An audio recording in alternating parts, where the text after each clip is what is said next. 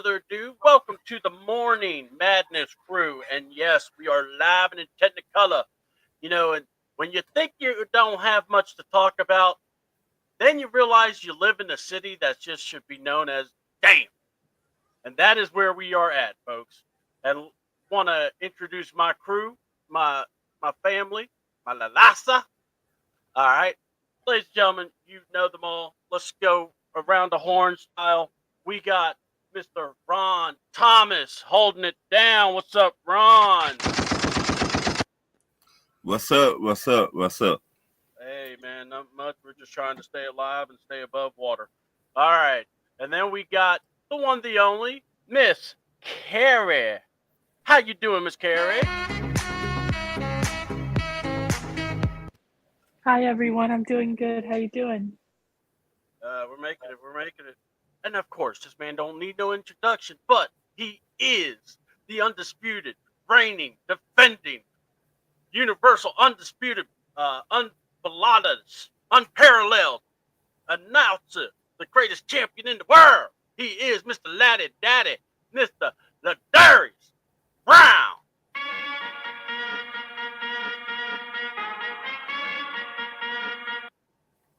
I need to write the script that Craig gave us Wednesday, but I didn't have enough time to do that. My bad. Ladarius, how you doing, brother? I'm doing all right. Good morning, everyone in the panel, and those watching and listening. All right, guys. Well, without further ado, all right. So, as I said in the beginning, sometimes as a sports fan, you just gotta know where you live, and we just sometimes live in it, or where our sports teams are at, and we just live in a sports team of damn. If you're a Braves fan, damn, we're 0-7. If you're a Cubs fan, you're doing better.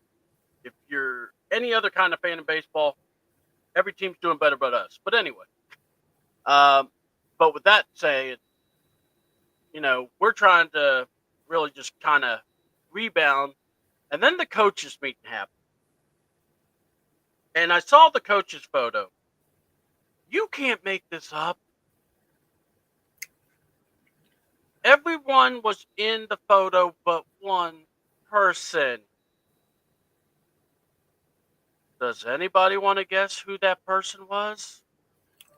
Raheem Morris. Yep. X gets the square for Ron. And by the way, I know someone said, "Oh, he had a flight," and I get that, but clock management at its finest. I can see he's been working really hard on keeping up with clock. My Lord Jesus. So guys, coaches mean I'm gonna open the floor up just for this one subject. The new rules came out. Are any of the rules is there any rule that you're excited about, or you're kind of like, what's going on here? I'm gonna open the floor. Let's start with Ron, then we'll hit Carrie, and then we'll hit with Ladarius. Go ahead, Ron. I'm glad we don't got the when you get a first down, the referee act like you don't got no first down, and then bring the sticks. Yeah. I'm glad we don't gotta go through that bullshit no more. Okay, you're talking about the sticks. Okay, I got what you're saying. So I was wondering, Right. oh yeah, you're right, because we're doing. So what? They're doing like a digital with the Yeah. sticks or something? Yes, Yeah. they're Yeah. copying European football essentially. Yeah. aka soccer, and they're getting what they call it over there in Europe is VAR, digital assisted refereeing. I forgot what the V Yeah. stands for actually. But anyways, the A and R part is assisted refereeing, and essentially it's all computerized, so it's a lot more accurate. All right. Well, hey, look, if it can get the team, if it can get the, if it can get the first down correct, that's all I care about. Right.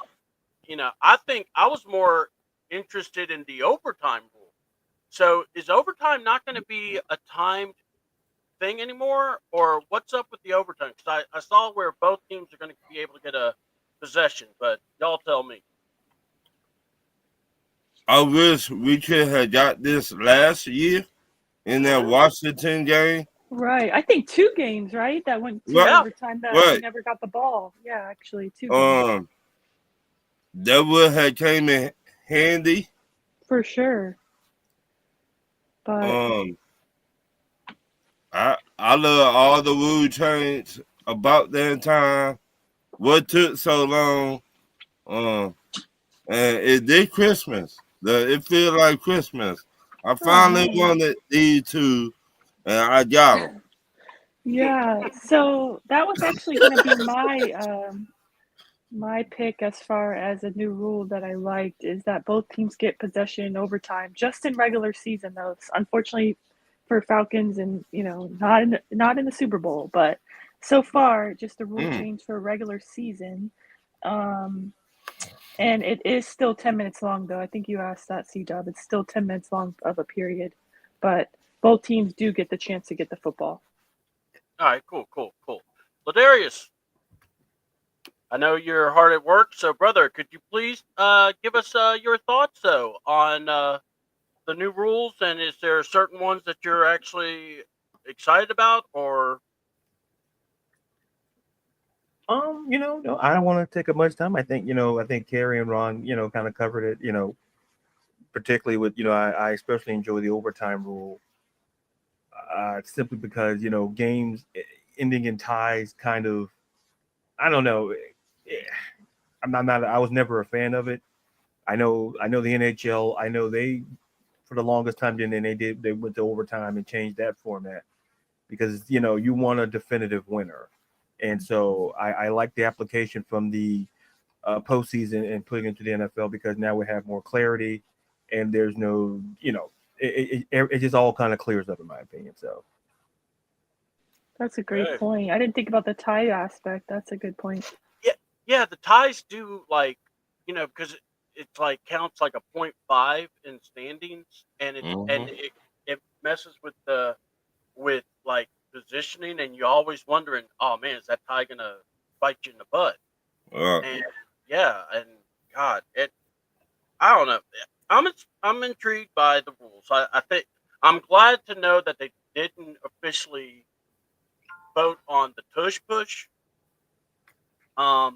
But I think they did, but it didn't pass. okay, because Didn't they? I Yeah. thought they said they didn't, but okay, Like if it didn't pass. That's good I too. think 16 head coaches voted. Mm-hmm. They wanted banned or removed. Yeah. It was split Right, 16-16. right. And you have to have 24 teams to pass it.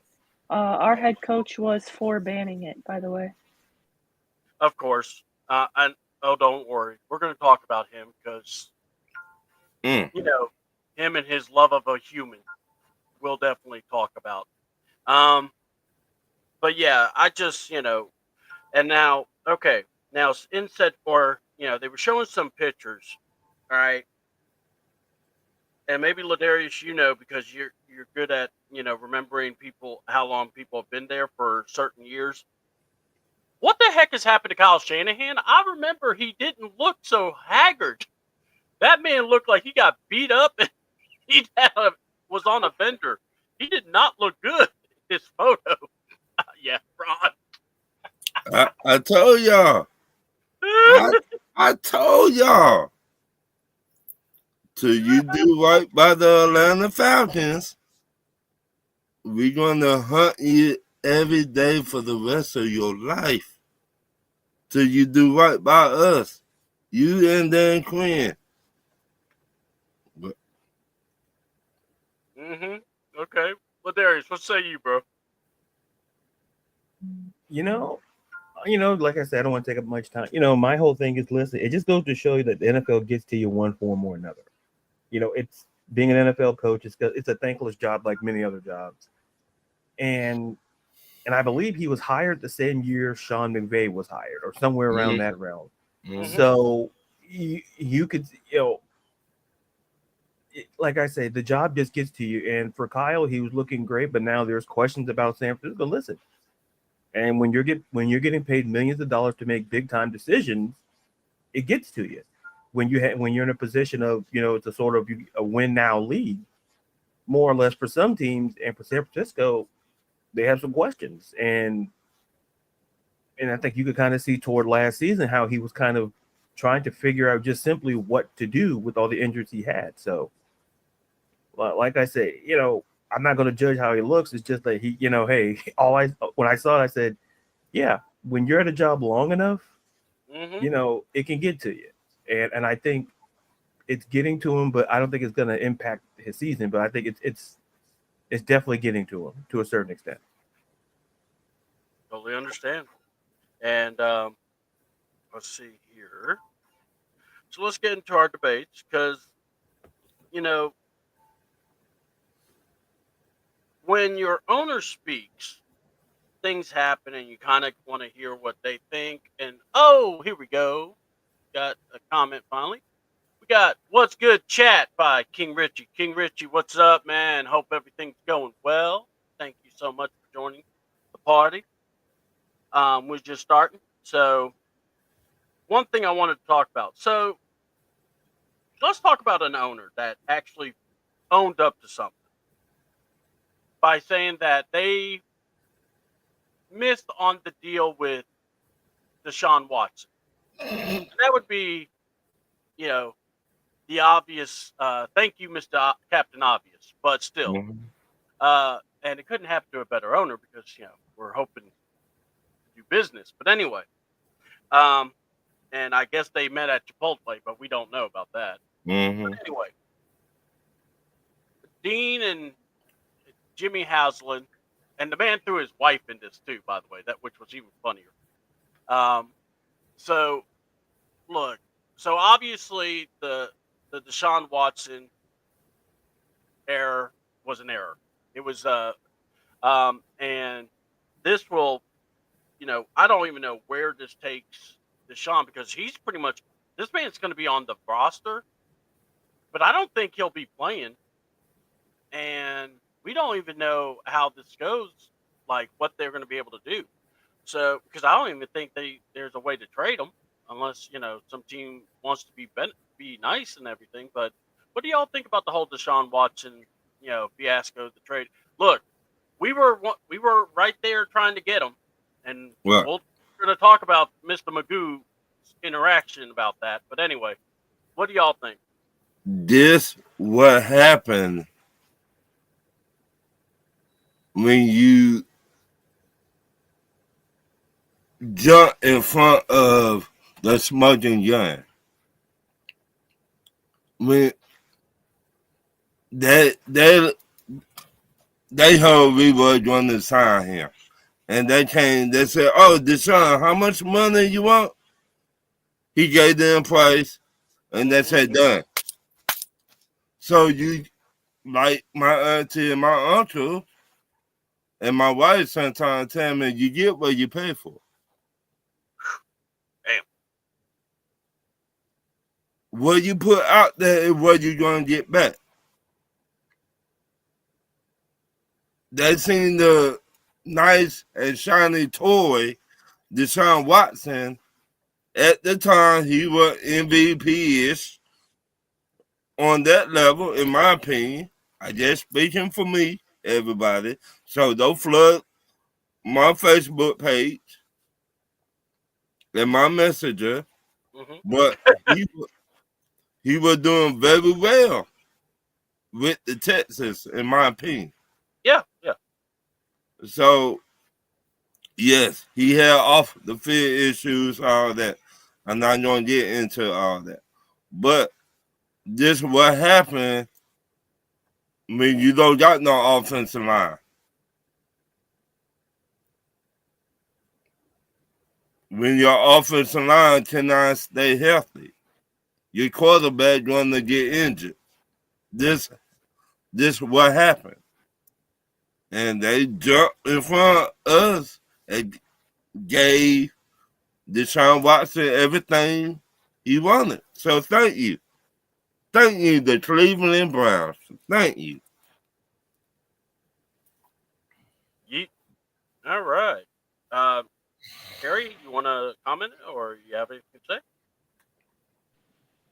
I don't really have anything on that. No, you you want good? to give me? Yeah, it's all good. Ladarius, do you have anything to say, or are you good? No, I'll like I say, it's gonna be a theme. I don't want to take up the time here. Look, what makes the deal? Of course, you're gonna regret the deal because it made it an issue not just with them, but it made it with the league. No one has an issue with guaranteed money, but when you're hitting fully guaranteed money to a guy that didn't play the previous season and you're basing it on stats from 2 seasons ago. And then on top of that, all the allegations, it from the optics perspective, it was bad. It was a bad contract because from the pure fact that given what he was going through at the time, and then not only that, then you're basing it off of a stats from 2 years ago. It's just not a good look. And for the Haslam to admit, yeah, it's a sort of Captain Obvious situation, sure. But what makes it even worse is that now Cleveland's in financial purgatory, more or less. And like I said, at the end of the day, Deshaun Watson, once again, is not going to play more than likely again this season, but he's still going to get paid. And so the only reason why they're admitting this mistake now is because the fans have been telling you the minute before the ink dried on the paper, it was a bad deal. Simply put, giving out fully guaranteed money is never good. I don't care what listen. You could be Shohei Ohtani. I'm not giving him a fully guaranteed contract. And people may say that's not, but because there's too much risk. Because there's too much risk versus reward situation. So I'll leave it there. All right.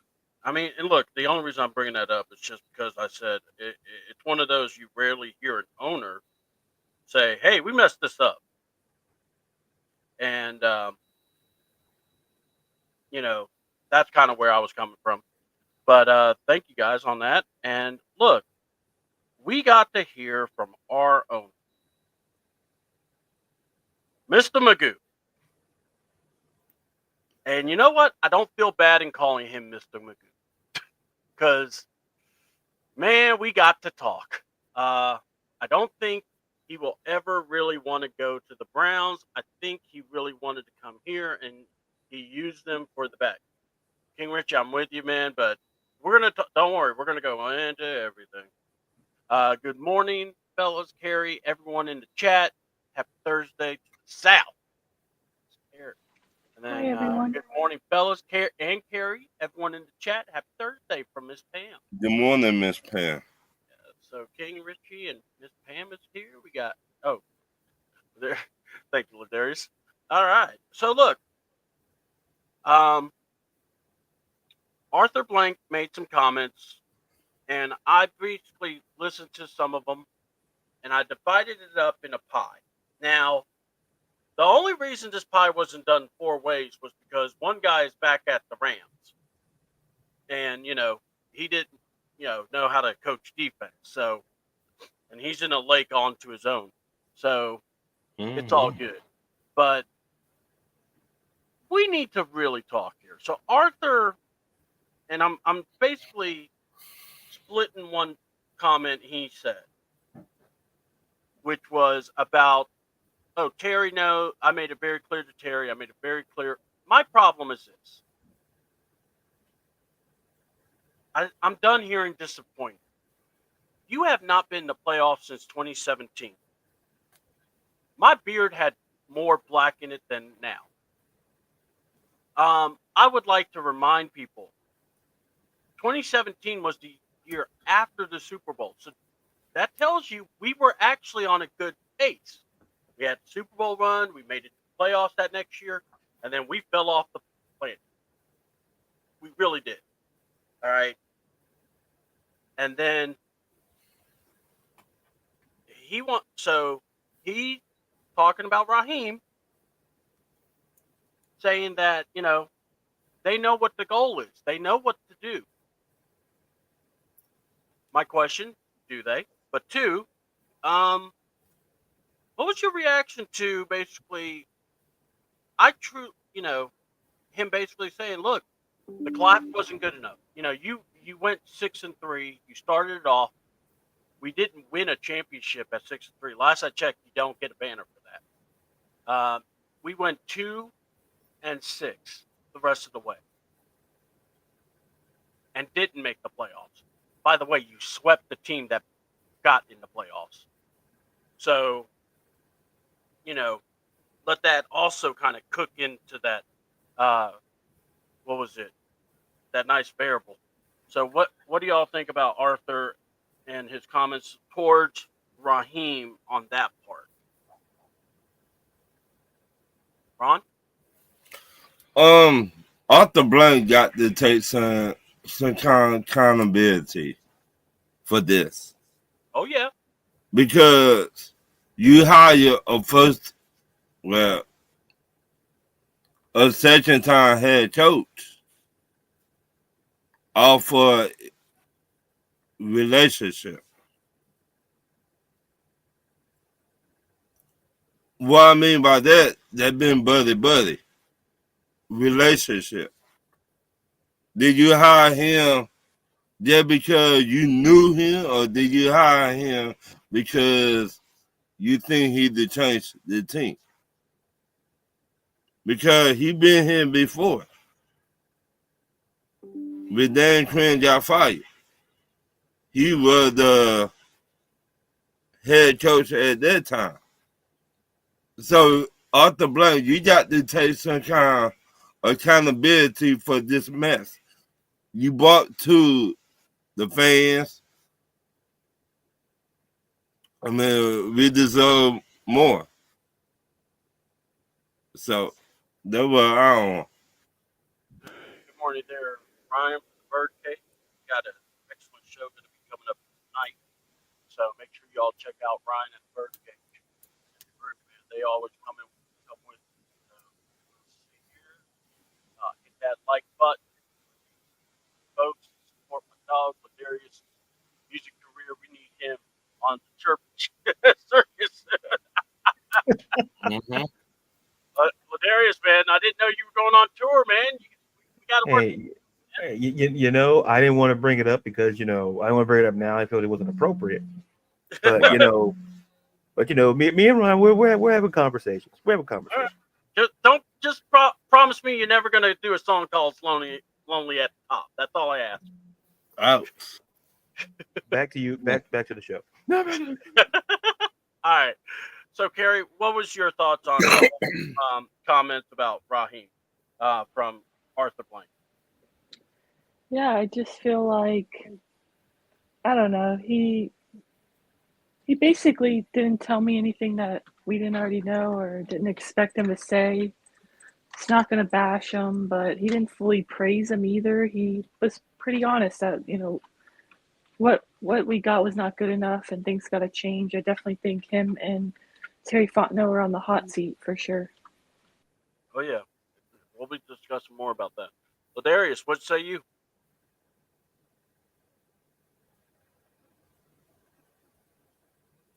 Ladarius, what say you?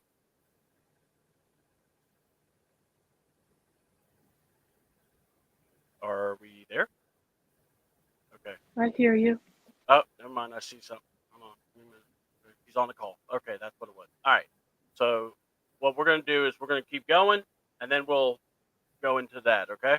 We'll let him answer the rest when he's done. Carrie is building to my favorite Stern content creator. She don't play the radio no more. Oh, that's a good compliment there, Carrie. For president. Ooh. I appreciate you, Ryan. That's awesome. Look, I guess I'll just be the secret harvest. It's all good. So, I got y'all. So let's see. Let me ask the question. Same question, different person. Oh, I like this now. C-Dub, the governor. All right, real quick. Got to ask. So Terry Fontenot now. Now, Terry made the deal for Kurt. We documented it before. And, this year, if I'm not mistaken, was the highest amount of money that went to the salary cap. Mm-hmm. but yeah, we couldn't do anything because the money's locked up because, Mm. you signed Kirk Cousins. Mm-hmm. I got it. So let's bring it up, man. You know, Arthur, in the same regard, when he talked about Raw, he actually was also talking about Terry too. So what's your thing? What's your thing about what he said to Terry? Mr. Bargain Shopper. Ron, hit it up first, bro. Uh, we know Terry was on the hot seat. Yep. Now, how hot it is, we don't know that. Now, can he really? Some of our fans fussing about if he really on the hot seat. He just had 2 years to be the GM because Rich McKay was taking over at the time. Yeah. I think Rich McKay was 2 years as a GM, or they were training Terry Fontenot to be the GM. Yeah. So to me, you burning right now, Terry Fontenot. You burning. And I don't mean where you go to the clinic. You burning right now, player. You burning. Mm-hmm. Now, the money issue, yes. I'm talking about your draft picks. That's why you burning for me. Yeah, you to get free agents to come here, but you had not really showed me nothing on defense. You did hit on offense, but defense, you had not showed me nothing. So you got to hit on these 5 draft picks or whatever for you to keep your job. If it were up to me, you would have never been here. I would have got Lewis Riddick a long time ago. Yep. You've been screaming for him. Right. And shout out to the Birdcage. The Ryan, me and Ryan were talking about that a while back. I think Lewis Riddick, we came in here and got the job done a long time ago. But there's another story. So Terry, you're on the hot seat. You better get this draft together. If it were up to me, that's all I got for you. Okay. What about you, Carrie? What do you think? Yeah, like Ryan said in the chat, Michael Penix, being our hopefully future franchise quarterback. I know he's essentially a rookie still since he only made 3 starts. A lot of pressure on him. He was thrown into the fire without much practice with the ones. I just feel like I think he can be our guy, and he has shown promise for sure. He didn't fold under pressure at the end of the season, but I think it's going to be great to see him with the off season, practicing fully with all the receivers and weapons that we do have on offense. But yeah, that I agree that definitely could be his saving grace. For me though, Terry, it's unfortunate, the whole situation with Kirk. You guys all know I'm so tired of it, so over it, ready for him to be gone at this point. But Mm-hmm. yeah, it's unfortunate. At 6-3, nobody was complaining about the Kirk contract. It definitely was a swing and a miss. When we signed him, I was like, what are we doing? And then when we drafted Penix, I was even more so, what are we doing? But in hindsight, obviously, I'm so happy that we drafted Penix because could you imagine if we didn't? Mm-hmm. But yeah, at the time, truly, I feel like if we would have went to the playoffs, even won a playoff game, no one would have really been complaining about Kirk. But his fall off was insane. I think 1 touchdown, 9 interceptions, and I don't even know how many fumbles in just 5 games. So yeah, you cannot win games that way. He truly lost us our season. So for me, Terry has to really draft well, which unfortunately doesn't have a really good history of either outside of the first round. So he has to hit on these picks, honestly, on this draft. All right. Well, Ladarius, we're going to go to you, but also if you would like to also speak about the Raheem comments too, because they were basically the comments were about both Raheem and what you call it, Terry, but I decided to split it up because I wanted to kind of like isolate each person. So if you like, please tell us what you think, bro. Oh no, like I said, for the sake of the show, I'll just address this. I won't go back to. I'll just stay to the flow of this. I see the look on your face that you love it. Now, listen, when it comes to the context of Terry, the reality is this: when you're in a position that he's in, your job is just tied to certain things, and you're basically it's a combination of luck, and but it's leans heavier on the side of using logic. And listen, it may not be a popular thing to say, but I'll keep saying it. I wasn't upset at the signing. I'm upset at how all of this was handled. Because when you're in a positions of leadership, because to me, it's always a top-down process to me. And like I said, I don't want to take up all the time here, but I'm just going to leave it like this. The whole thing, how the whole Kirk Cousins situation was handled, it's a top-down issue. And to me, it was just not handled well. And then it showed and it reflected on the field, and it cost us games. And when it started costing games, then we had to have conversations. And the fact of the matter is that, hey, the only saving grace is Penix, but in the same vein, at some point, we have to come to the realization that can Terry build a roster that's playoff worthy? Like drafting Penix is great. It was a great move. It's hard to miss on a first round pick, but surprisingly enough, some teams have.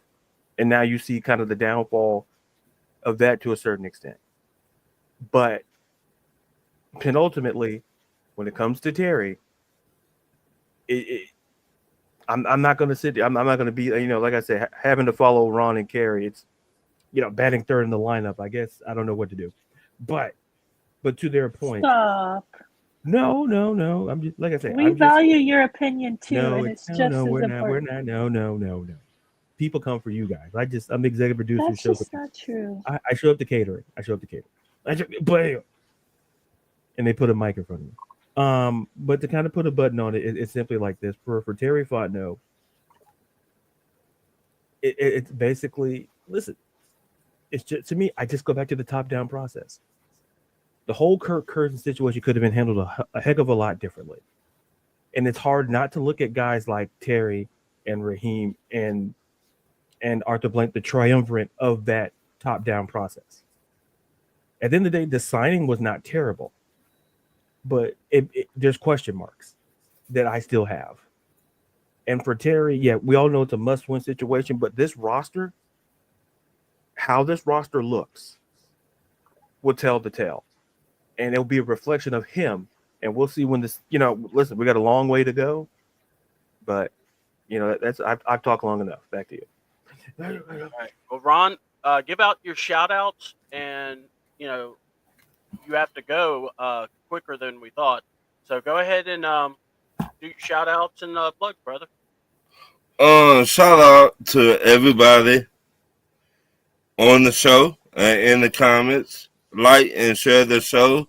Without y'all, we will not be doing this. And I said every day, talk to your family members. Never know what a person going through behind closed doors. And my shout out, I'll be on Talk Your Ears Tuesday nights around 8 o'clock. Come, have fun, like, and share the show. All right, brother. All right, so that's Ron Thomas. I want to thank you so much, brother. All right. We got you. Appreciate you coming on the show, bro. So y'all make sure and follow Ron. He's a good man. So we'll appreciate you, Ron. So let's see here. We're going to add also, as Ron's stepping away, we're going to have Mr. Historian come on in for him. So got to fill in Ron's shoes now, but I'm pretty confident you could do that. So you don't have to worry. No pressure, man. I was gonna say I wear a size 12 in shoes, so I'm good. Man, I wear a 13 and a half. Oh, all right. Man, what's going on? Man, not much. We're just talking about these coaches' meetings and kind of how our owner, Mr. Magoo, I mean Arthur Blank, decided to, address something. And the most funniest of them all was actually his statement uh, about Kirk Cousins, because apparently, Ron, I don't know if you know this, we value human Hmm. beings, not They not do? yeah, human beings, the human beings we love. Hmm. I almost felt like I was listening to John Cena. I'm not a face, I'm not a heel, I'm a human being. I'm like, is that what Kirk Cousins is doing? He stole that from John. But man, Arthur, Man. hold on. So I was gonna ask, what's y'all's response when you heard Arthur Blank talking about Kirk Cousins, and not just that, the man took 5 pages of notes and had over an hour meeting with him. When you dry snitch and cost us a 5th round pick, and then you did your thing, you really gonna take notes with it? All right, I'll definitely go last.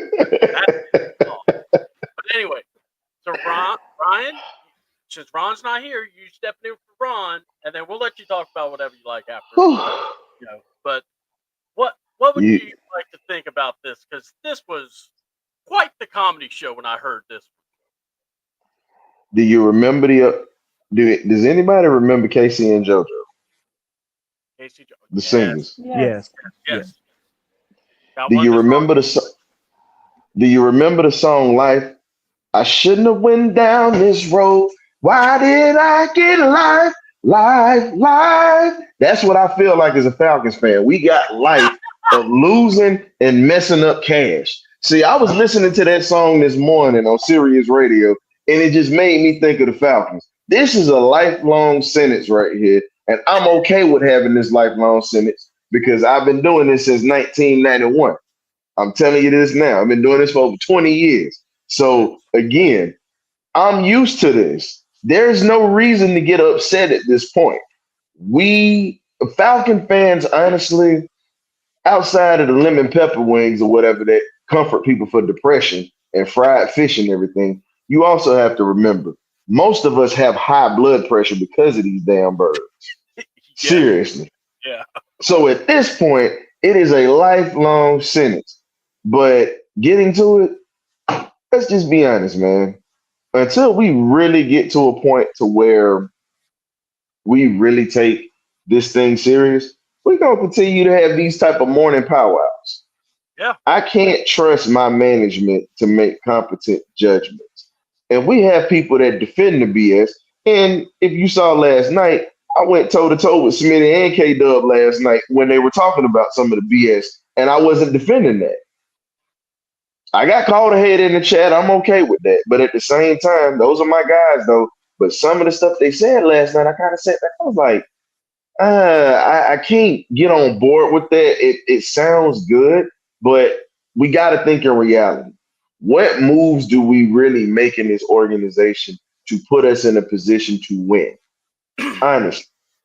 Outside of Penix, if we don't draft Penix, we literally are in a sinking ship. No disrespect to John Paddock because I think he's a good quarterback, but with the mess that was going on here in Atlanta, you don't put a rookie in a situation like that. Even Penix, I don't even think he deserved to be put in that type of a tight spot he was last year because of incompetence, lack of responsibility, and lack of accountability. When you get into a situation where somebody lacks being accountable, it definitely goes downhill. But the sad part about it is we got fans that want to make excuses for this mess. It's just not good in Atlanta right now. We have pieces, but until we can get some true leadership, and I'm speaking from the top to bottom and accountability, we can't win until self-reflection is had. That's all I got so far. I gotcha. And I appreciate that. Carrie, what say you? I mean, you heard the comments Arthur Blank saying, but yeah, go ahead. I mean, I personally like Arthur Blank, but it sucks, right? Like, we're not a winning organization, and like what Darius had mentioned earlier, a lot of issues start from the top down. It's not just the players, it's not just the coaching staff, it's beyond that. It's the leaders of the organization, right?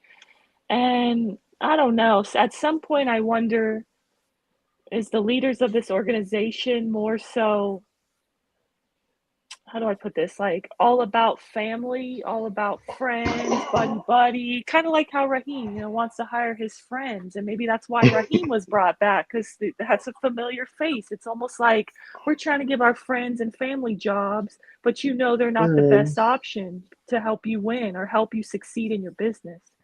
But at this point, it is what it is. I guess we got to accept it, because that's the coaching staff, that's the GM, that's who's running the organization at this point. I mean, I'm going to be a Falcons fan no matter what, but it seems as if maybe this organization needs to try something new, because what we've been doing has not been working. That's what I got. Hey, Ladarius, if you're there, what was your reaction to Arthur's comments about Kirk Cousins and the 5 pages? Oh no, I was fun just being the executive producer again today, because you got Ryan on here. Listen, it makes my job that much easier. I just sit back and just take the check. Now, I mean, excuse me, sign the check. Excuse me, sign. So you done turned into big red now. Listen, I don't have that type of suit, but now I wouldn't dare. I put my hair red. It looked like Wendy's, no, it's illegitimate. Anyway, we're gonna get back on. It'd be a lot of questions like, listen, I don't want to get into it, but my whole thing is this. Like I said, I'll be super brief.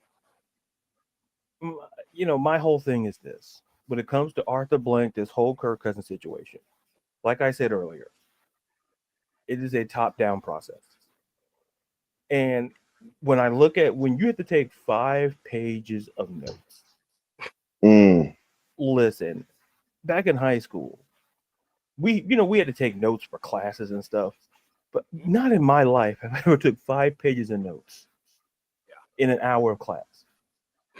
She's like, "Oh, you're gonna remember this?" I'm like, "Nah, I'm good, teach." And because some of it you go through those notes, half of it is probably superfluous. It probably does nothing containing to what's pertinent to what's going on. The simple fact of the matter is this: we have to acknowledge the fact that, hey, we got to move forward from Kurt, and in order to focus on this season. And as long as he's in the building, as long as he's anywhere near this organization, it's going to continue to be, to a certain extent, a distraction. And anything that Arthur Blank has said, fine. But at some point, we have to have accountability, and we have to be honest with ourselves. And that's one of the things that gets me, is that I just want accountability. I want it because it's a top-down process. Somebody needs to be blamed for this. And like I say, having 5 pages of notes, why? I just want to know why you have 5 pages of notes. Now, that was weird to me too, Ladarius. I was like, shouldn't Kirk be taking the notes? Why are you as the owner taking the notes? I mean, Darius, you know what? Let's just do like our current leader. It's all the Biden administration's fault. I'm saying that sarcastically. I'm being sarcastic on that. Y'all don't take me serious on that, please, because it's not our fault. The other guy, listen, these tariffs, not on me. It's on Biden.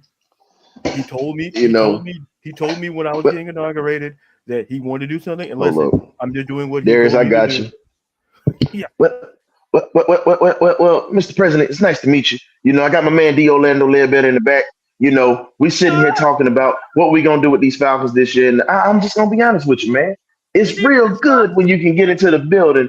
And I used to like Houdini back in the day. I know that was when you was running Trump Towers. We were singing Friends.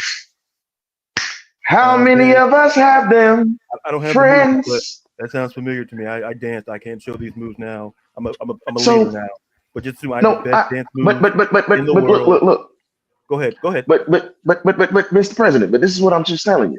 So you got to understand, we're in a position right now where we're redoing everything like you're redoing the country. You understand what I'm saying? The Falcons right now are in a rebuilding process. We got a new quarterback. They don't understand what the moves are doing. I don't think I even understand what's going on right now with the finances and everything. But Kirk is Kirk.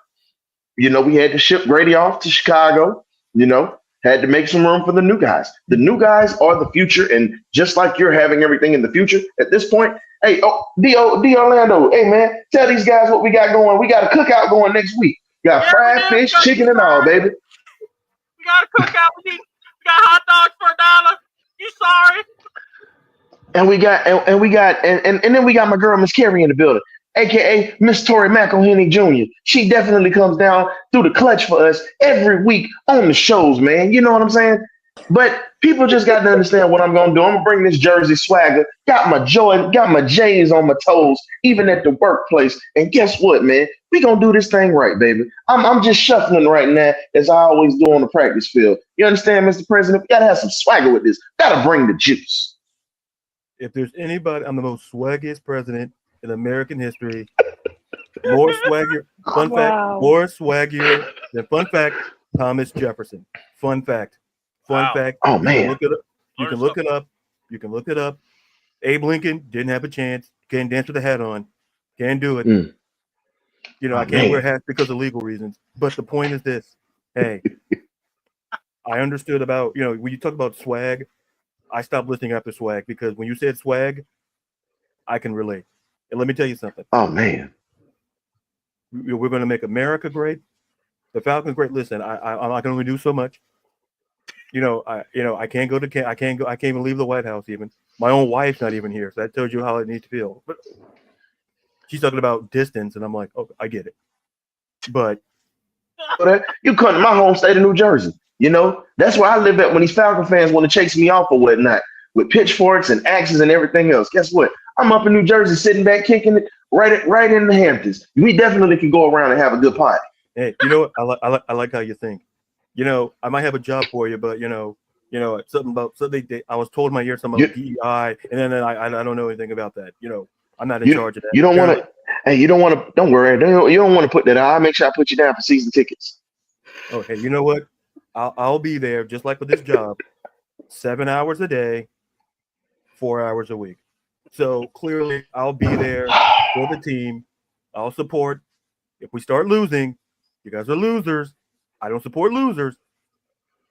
But hey, well, that's evident. That's evident. We saw that in the Super Bowl when you did that to Kansas City. But that's okay. Look, we got the juice. We got the swagger now. We're going to bring you into a place of winning, something that you're used to. You know. I forgot your name about 10 minutes ago, but you're doing great. You're doing great. What's his name again? Tyrone, Leroy. What's his name again? I don't know. It's just Coach. It's Coach Ra. It's Coach Ra. It's Coach Rotard. I'm sorry. That sounds like an inappropriate name. It sounds like a different type of name. It's called Coach Rotard. It's called Coach Rotard. My. You gotta understand. That's my nickname. Raheem is my real name. They call me Rotard. You know what I'm saying? It was just a little swag that the Atlanta fans gave me after I held on to those timeouts. I screwed up the division, but guess what? I'm still standing, just like you after your assassination attempt. I'm right here, just like you. Listen, fun fact: they might base the movie off of it. We're looking at the talks. I'm not saying, hey, but anyway. But here's the thing, because I have to go back running something called the country. Here's the thing. Listen, winners win, and Coach Raw. Coach Raw. Maybe that Lady Gaga song, yeah, that rah rah rah. That's a different thing, right? Yeah. My kids try to tell me that, and I go, listen, any woman in front of a microphone just scares me because I don't know what they're going to say next, and and I've been called many names I can't say on this show because I respect the country, FCC, OPP, you know me. Hey. Oh. Hey man, that was one of the greatest phone calls that I ever had in my life. See, you never know what we bring to the table. But see, Dub, see, this is what happens when you let me and the Darius get together. This is Yeah. some mess. And that was no script. That was just off the cuff. Oh, I know. I We're mean, sorry, Miss Carrie. Hopefully we didn't offend you on yeah, that. I apologize. We, But it's true. that tour we add comedy and music. Listen, Oh man, I'm with you on that. The thing that we need to stop having comedy with is these Falcons record win and loss record. We need to start making this more so a record of where we can actually be taken serious. Now I know we were just joking, but on a serious note, and it's not me personal because I'm not gonna get mad over guys that's gonna get a paycheck at the end of the day. It's just Yeah. what it is. But as a fan, it's frustrating to know that you have people, it's all about money. And that's like my grandfather always says, it's always about money, and folks don't get it. Until the Falcons are serious about their money, we're going to continue to keep going through these backslides and putting ourselves in positions to where we're going to be hurt. I've said this long enough. At this point, you shore up your defense this year to help Michael Penix Jr. to cover up a lot of his mistakes because let's be real, he only played 3 games last year. Technically, he's still going to be a rookie. He's never gone through a whole season. He's never gone through a slump. He's never had to really play through much. He got, tabbed for 3 games. Everybody's excited about what happened. But folks, you have to be patient with Penix at this point because you have to have somebody that's going to protect his blind side because we don't have. This is where the argument was at last night, C-Dub, if you didn't catch it. I'll be listening. Me and K-Dub both went at it last night with this one. I said, So you how in had the hell are you going? And Smitty was on there too last night too. all right. So you had a Birdcage show. So was it on Birdcage? Yeah, it was just it was a pop-up last night. It was on our show last night. It's cool. I mean, it was just a pop-up, but they brought some great points also last night too. So I'm not picking on them. I'm just saying where the argument started. So the debate started where they were saying, well, K-Dub was saying, well, we don't have offensive line in this sense right here. And I was like, no, you have to understand. Our offensive line is good in run blocking. We are not elite at pass blocking. And you have a quarterback that's a Warren Moon type quarterback where he's raised to pass the ball. And if you can't protect his blind side, I don't care how fast that release is. If you have a game like game 1 of the season where TJ Watt was coming off the edge, because there's many edge rushers like that in the league, and McGarry can't hold up, you're going to have problems. So my thing is, if you're not going to draft a right tackle right now, what you need to do, you need to implement, instead of having a tight end to where you make it easy where they can crash down and overload the side, bring back the fullback in this offense. Yeah. I'm sorry. I said so much to say so little. Bring back the fullback to protect his blind side or whatnot in this offense. And I think we flourish until we're able to draft another tackle. But this year needs to be strictly defense. Yeah, and by the way, I want to say when it comes to the tackle part, I don't have a problem. But again, everyone's like, we need to tackle. Yeah, but we also need defense. So this is the conundrum that this team has built. And not only that, if you do go tackle, then you better find a way to trade McGarry and try to get some of that money back. Because you're an undrafted free agent guy. Yeah, but also remember, we in the draft or in the salary cap, think about it. All this money that came in, all it did was just paid off our debt because we have with Kurt and and we had to release Brady. We talked about it last week. It's not like this team has gotten super better. I think if anything, a lot of us think it's kind of like we're like maybe about the same, if not a little lower. So let's see here. Okay, all right. Real quick, let's before Carrie has to leave us, let's ask this question about when it comes to Raheem his comments about Kirk Cousins, which I thought were ridiculous, and like I said, I'll speak on it in a bit. But what did y'all think about the comment? I mean, the man. I personally want to just say it like this: he obviously still loves himself some Kirk Cousins, and it's hard to let go, maybe. But what did y'all think about his love of the human being of Kirk? And then just casually drop. Oh, he probably won't be there at voluntary OTAs. Duh. But anyway, Carrie, we'll get to you, and then if you'd like to plug how to find you, and then if you'd like to, whatever you'd like to do from there. Thank you guys. I appreciate it. Yeah, I thought, I mean, it kind of sucked to hear, to be honest, because obviously I'm not really a Kirk Cousins fan, but I get it because you're not going to sit here and badmouth Kirk, right? You want to hopefully have some glimmer of hope that somebody's going to be desperate and trade for him, like the Cleveland Browns. So you're going to try to talk him up. So from an owner perspective, I totally get it. But yeah, appreciate you guys having me on. It's been awesome. You can find me on Twitter, CarrieLynnXOX. Appreciate you guys. No problem. Thank you so much for coming on the show, Carrie. We appreciate you Have a so good much. day, everyone. Thank you. Thank you.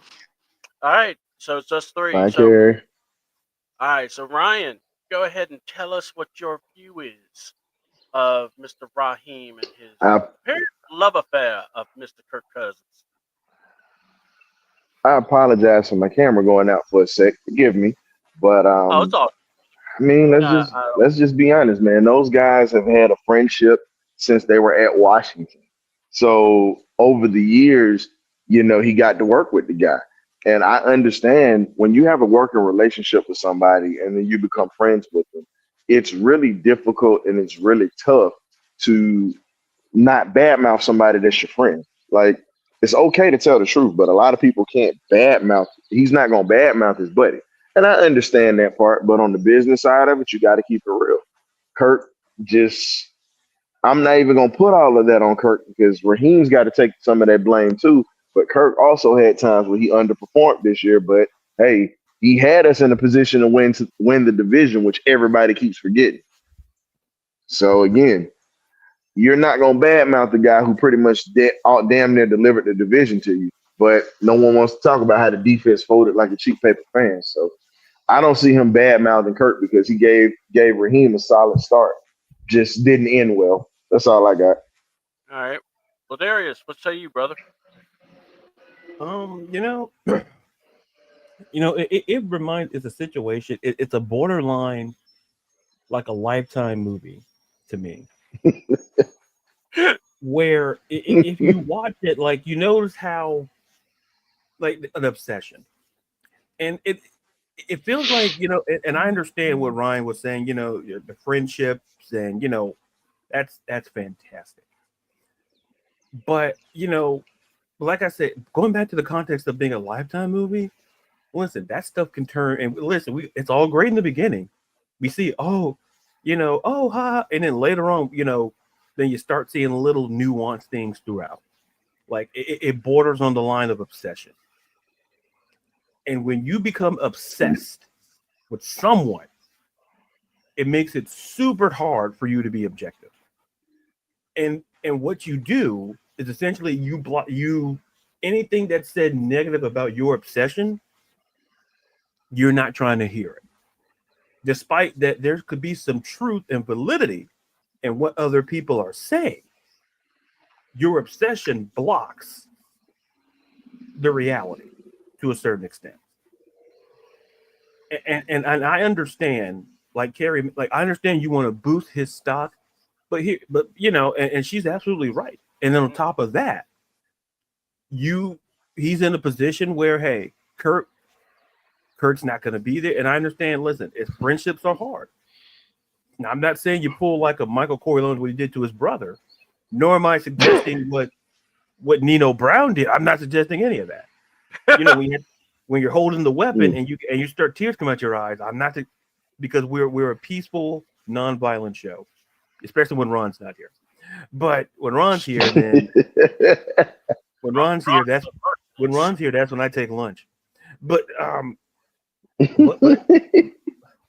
But to put a button on it, I think for Coach Raw, Kirk Cousins not working out, not that it does nothing to the friendship, but it damages his ego. And the hardest thing you can hit is someone's ego, especially Raheem Morris's, because he was all in on this guy. And, he got hurt. Things happen. We all know the story. I don't have to be repetitious. We all know what happened. Mm. And now it's a situation that how do you break up amicably? In a relationship, you could still love someone, but you can't necessarily be with them anymore. And I think that's what was going on here. And that's why I use the lifetime situation, where when it starts growing to obsession, then there's no way to be objective. And then that obsession overtakes the love. And I think Raheem Moore is just so obsessed with Kirk Cousins that he can't see that, hey, you got to let this, if you're serious about winning and you're serious about having this team focused to have success, you got to let it go. And I understand you're trying to boost, but listen, there's teams that needs a quarterback. They can, and if there's a team that still believe in Kirk Cousins, then they have, you don't need to bolster. We know how good of a guy, blah, blah, blah. But to put a button on it, it's simply like this. Coach Raw has to just simply listen. You gotta let it go. At some point, you just gotta say, hey, we're friends, cool, but you just gotta cut the cord. You gotta let it go. And I think for Coach Raw, it's going to be difficult. You want to talk? He's a good guy. You can be a good guy, but not be a great player.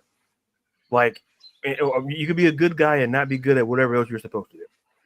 There's a lot of good guys in the league, maybe not great players. So back to you in the studio. He's not a great teammate. I mean, really, let's call it what it is. Kirk Cousins is not a great teammate. And this is why I'm the executive producer. That's why I throw it to you, and then I'll be in catering. You guys got it. Well, let me throw this at y'all because I no one has talked about it, but I'm going to bring it up. Nope, I'm already in catering. Sure. The quarterback season 2. I really hope every Falcon fan is ready to see the love story that is Raheem Morris and Kirk Cousins. This man glazed Kirk Cousins. And then when he had to, in my opinion, be forced to play Penix, he had Kurt and Kurt had his helmet on, ready to play, like an idiot. But anyway. Dang, man, that's cold-blooded. And I don't care what anyone says. I think Raheem basically gave the finger to the team and said, if my quarterback ain't playing, I don't want to win. And lost that through the game against the Commanders. That's me personally thinking. Because how do you not call timeouts? So I want to ask you this, man, CDouble. Yeah. So you really believe that he threw that game on purpose? I do. At first, okay. No, there's nothing wrong with that. I'm just curious because that's the first time I've heard it. Yeah, well, first time when I watched it, it was like I'm going, well, think about it, Ryan. The man had 3 timeouts in the first half. Uh-huh. And you're going, okay, you don't want to try to push for a score, because you were cooking. You were dictating. Okay. All right, I'll hold off. Then that second one. Then, hey, this is to win the game. I guarantee you if Kurt made that throw, Raheem's running up and down and calling timeouts. You saw how quick he called timeout for for Kurt for the Tampa Bay game. I'm saying that man made a beeline for that. Here's a question. Yeah. Instead of Raheem doing it, why didn't Penix call a timeout? It's called situational awareness. Now, I know he's a young quarterback, but here's my thing. Every quarterback understands down a situation, and they also understand that they have timeouts in that situation. So my thing is I'm not going to put all that just on Rock. I got to put that on our rookie quarterback too, because what's up? The same thing about that, but he said in the press conference, Penix was not skipping questions. Someone asked, why did you not call timeouts? He says, I was told by Raheem that he's calling the timeouts. He didn't want me to stress over it. And I looked at him and I was like, you sure about this? Man, sometimes you got to go against the grain. When your quarterback has to look at your coach and say, "Are you sure?" That tells you all you need to know. But Hey, what do you think if Penix would have went against the grain? Do you think Penix goes against the grain this year and says, "The hell with what you saying? I want to win"? I think he should have. I know that would have been crazy, but then again, you're playing the game. You could have shown, "Hey, I see what's going on. Timeout, time." But hey, my coach tells me. But yet, I would have kind of wanted to see the quarterback go. I look at the quarterback, go, "Look, this is the drill. It's on you. You see the clock. You know how to stop it. Either spike it or call a timeout." Now that you put it that way, kind of seems like, okay, you might have some validity to it. And here's the other thing to bring up. So the preseason, Michael Penix, or later on in the year, because 680 brought this up.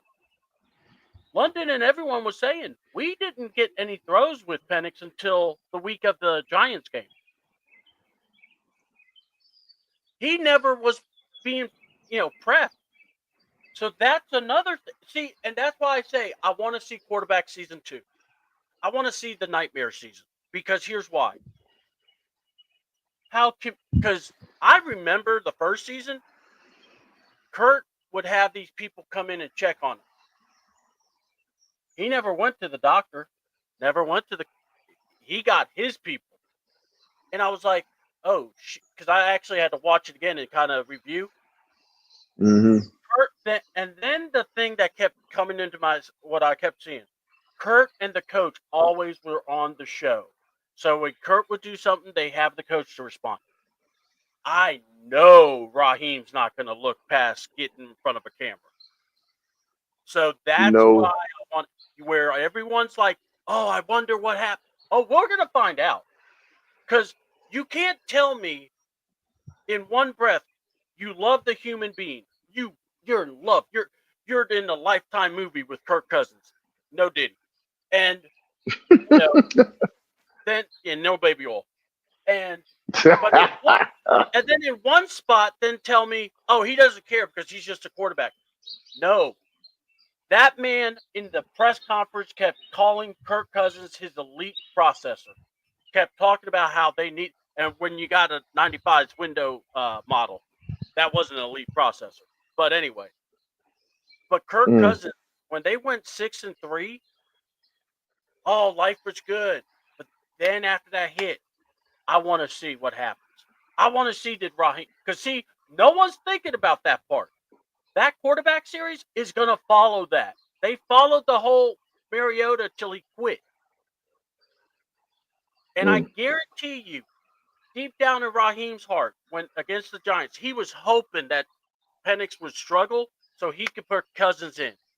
I have a feel, it's just me thinking, because of the way everything was coming around. And I feel you on that. He was salty because what did we just say earlier? Ego. Pride comes before the fall. Pride comes before the fall. And when you sit back and look at what we've dealt with, when you talk about it or whatnot, it's just what it is. And now here's the thing. Now I see what Auntie Pam is saying that it's a new rookie quarterback, but here's the thing. My camera's working a little bit now. So here's the thing, Auntie. You had Bo Nix that was in that situation as a rookie. He had to go through it. John Elway went through it. I mean, Dan Marino went through it as a rookie. That's an excuse. I'm not giving that. Common sense is common sense. As a quarterback, you are groomed to pretty much be the field general. You're the field general, just like the linebackers and the safeties are on the defense. Your job is to put your team in the best possible chance to win. So he gets to control and dictate that of the game. Maybe he followed suit because he was trying to appease the coach, which happens a lot of the time with players. Or you have to look at it like this. If he decided to go against the grain, we win that ball game or whatever, let's be real, he becomes untouchable at that point. Oh, yeah. You can't mess with Penix. He wins that game against Washington, he's untouchable at that point. And maybe Raheem didn't want to give him that much power because Raheem knows that he'll be gone before Penix is gone. Yep. Everybody knows that. So, in a sense, Penix has to put himself in a position to where he commands everything, being the starting quarterback. You're the franchise now. You are the face of this franchise. You are the leader. You are the guy that players are going to break their ribs for, break their fingers for, to make sure that you can produce.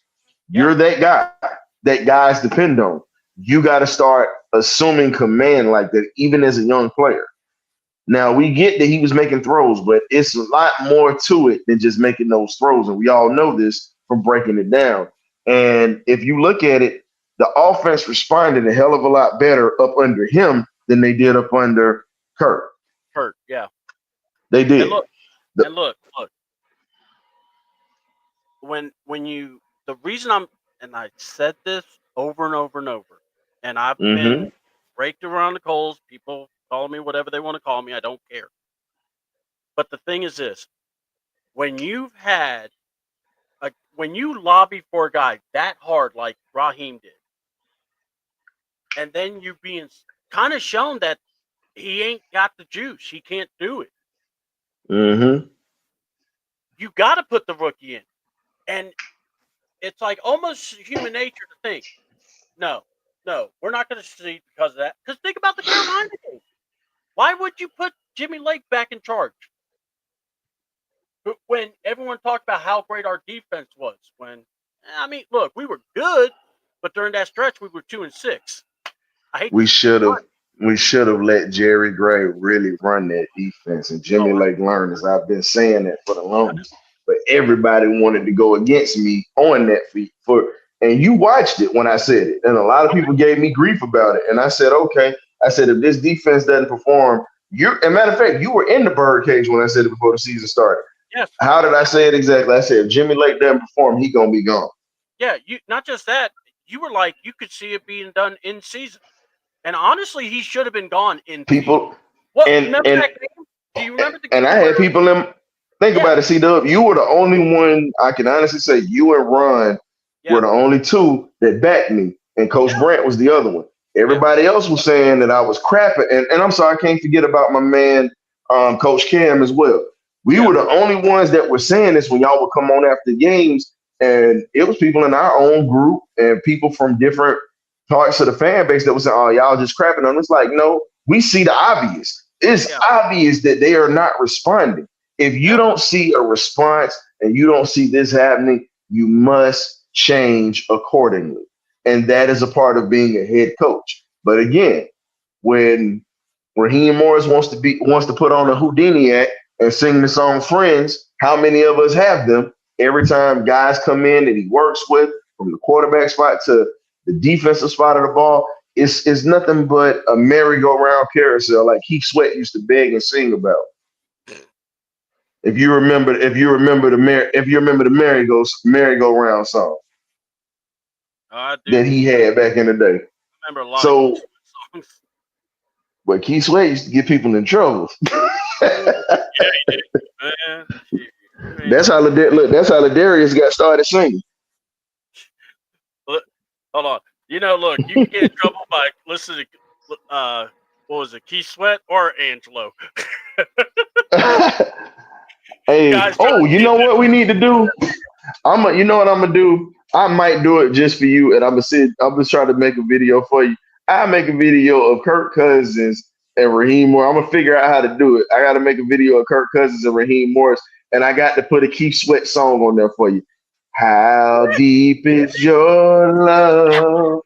How deep is your love? Yeah, I gotta put that on there because look, as we said it, you were saying that he was in love with him. Guess what? You might as well add the Keith Sweat moniker to it. How deep is your love? I think it should be the way that should be. Ladarius, if you would like to chime in, you don't have to chime in about the deep is the love thing because I noticed she threw in that comment quick after that. But what did you? It's the truth. What do you think about the theory about maybe Raheem was way too loyal? compared to basically what you were saying about the lifetime. See, Doug, I deal with this with both of my franchises, both of my football teams that I pull for. Thank God I don't deal with it at the Southern University, but Yeah. I deal with it with the Georgia Bulldogs because Kirby Smart is loyal to Mike Bobo, which is a horrible, horrible situation. I don't give a damn what nobody says. And it's just like right now. You knew it was going to be bad when what's his name stepped in here.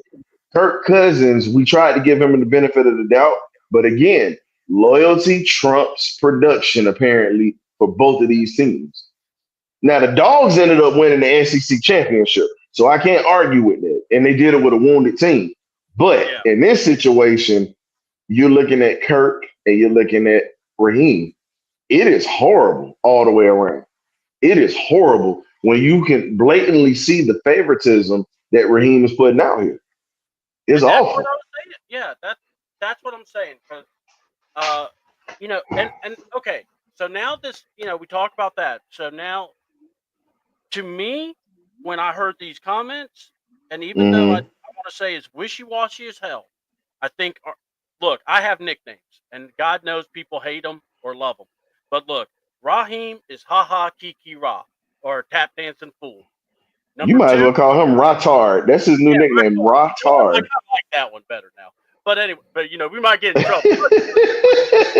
You know what? Yeah, we might not want. You know what? I say that for maybe if we lose or something like that. Exactly. Hold on. That's what we do, but we could still go with the Ha-Ha Kiki because that's still. I'm good with the tap dancing one. I like that one. Oh yeah, Tap Dancing Raw. But the other one is Terry. I call him mid-manager. And you know, think about it. And see, my wife works at Michael's, store manager. All right, and she's got her managers, and she's got them knowing that their roles and what they got to do. When I say mid-manager, I'm talking about you go to Walmart and someone says, I'm the manager of what? And they got to look at their tag or look. They got to go to the boss and ask, hey, what am I in charge of? That's Terry. Dang. All right, Terry, that or Budget, the bargain shopper. Because he's going to the bargain places and going, can I get that for $1?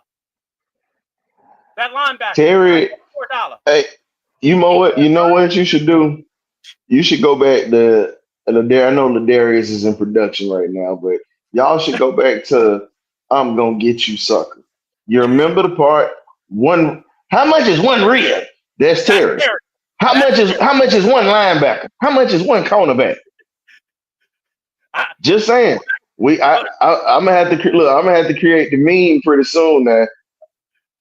How much is one? Look, instead of saying one rib, we're gonna say how much is one quarterback, or how much is a Super Bowl? How much is an NFC championship? How much is a Southern NFC South championship? How much is that Super Bowl? Oh, that's too much money. We can't do that. Good Lord. I got to pay $40 million for a quarterback every year. Good Lord, that's a lot of money. How about if we settle for 180? How about we settle for 180 million for 4 years? Oh my God. And then he pulls out wads of money. So he's mid-manager. And then I'm sorry, but Arthur Blank, you've earned this nickname, Mr. Magoo. Oh boy. You are Mr. Magoo. Because Arthur Blank is Mr. Biggs. He's Biggs in there. He said he wrote 5 pages of notes. I'm going. So wait a minute. So who's gonna be fly guy now? Who's gonna be fly guy now? Raheem Morris? Oh no. Raheem can't get fly guy. I mean, fly guy actually was cool.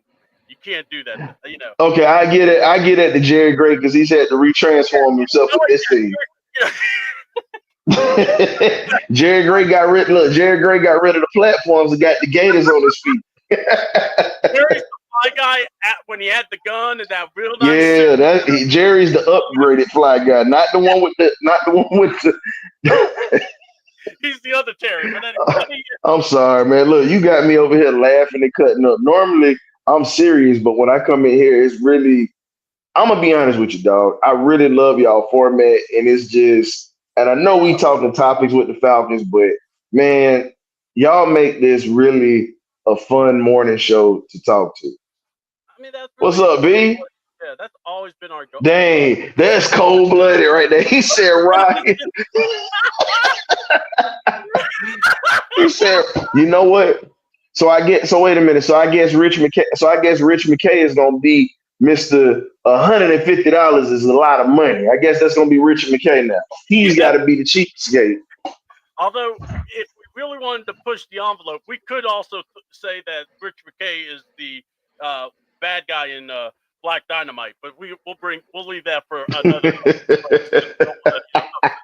card. But Black All Dynamite, right. too. I love that shit. Don't, Dang, you got me over here. Look, see, you got me over here laughing so damn hard. I done broke out in the sweat. See, that's why I can't be. Look, see, if we ever get together at a Falcons game, that would be. I know that would be epic comedy. I already know that because me, you, John, Harry, all us get together and see. I'm a loud fan, so I'm not. I don't hold my tongue and act sedity like most Falcon fans do. Pissed me off going to that Dallas game, listening to how quiet that stadium was, man. Yeah, I don't like upsetting kid or like bothering parents with their kids, but I do like going on. And what was it? The last game I was there, it was it was Dan Quinn, but we lost to what was it?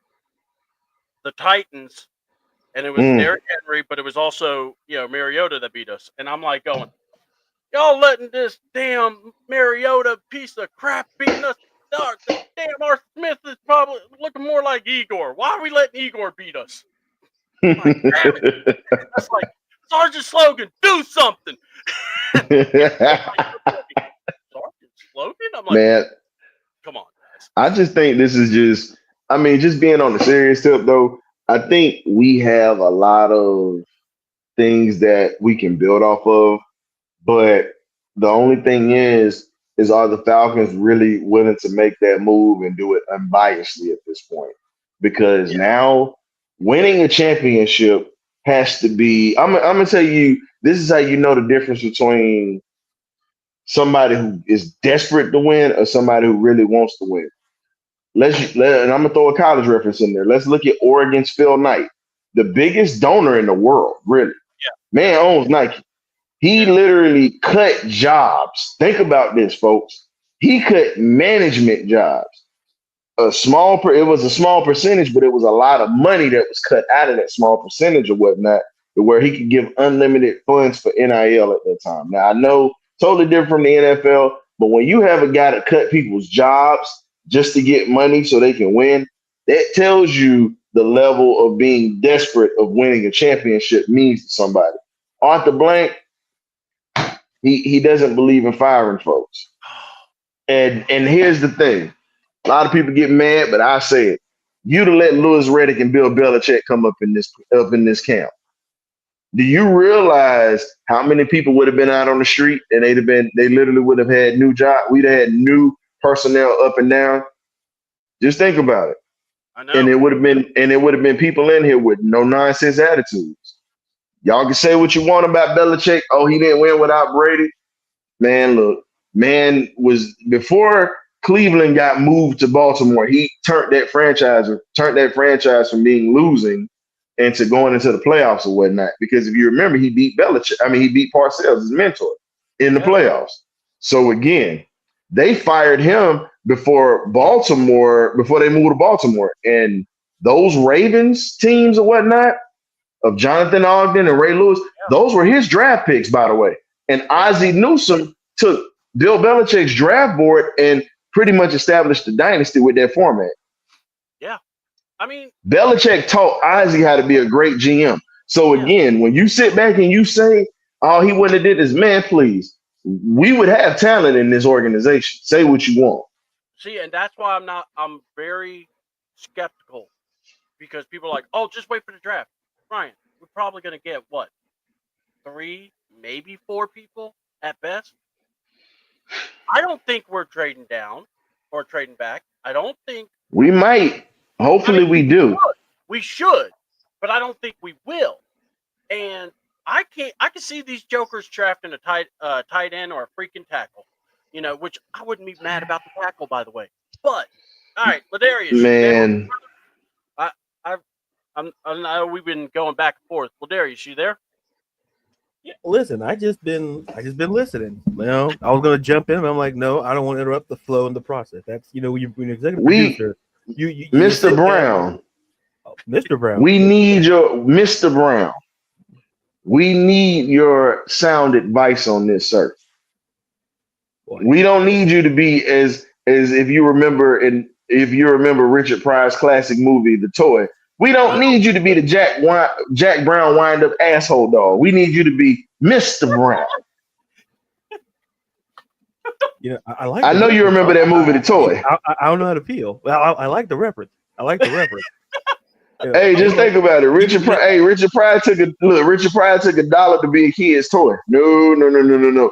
We need you to be the producer and the Don Dada right about now. We want that presence that you bring to this conversation, because me and CDouble pretty much done put some stuff out. We just waiting for you to hit it with the bat, like Barry Bonds. Hey, man, please.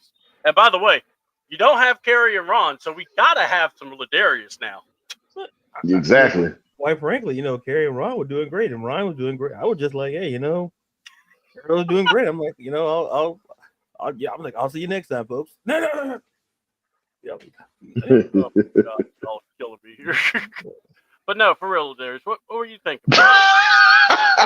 Did she just say Leprechaun is his nickname? Fools.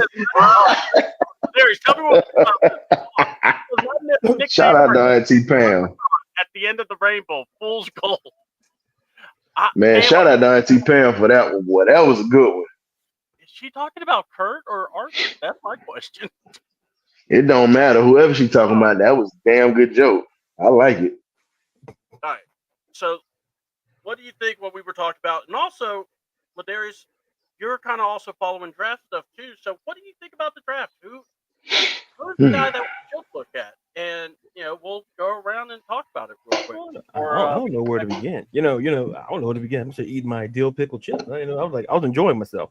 I was enjoying the. He one of them producers that sit behind eating them snacks or whatever, letting everybody else work.